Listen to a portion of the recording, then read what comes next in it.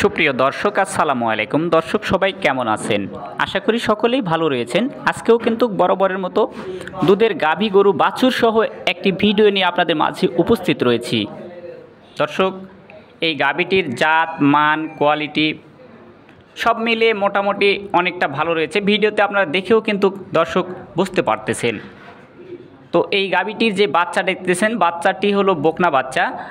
আর এই গাভীটির বয়স 2 দাঁত, এটাই প্রথম বাচ্চা। তো আমরা সকালবেলায় এক টানে আপনাকে 10 থেকে 12 লিটার দুধ দেখিয়ে দিব। আর 2 বেলাতে আমরা এই মুহূর্তে পাচ্ছি 18 লিটার।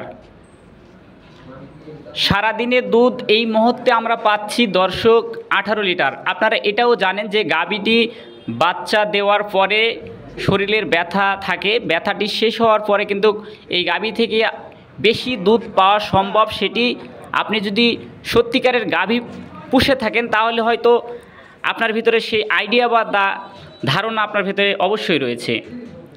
তো দর্শক, আমরা চলে যাব মূল কথায়। এই গাভীটির দামের যে ধারণা সেটি আপনাদেরকে জানাবো।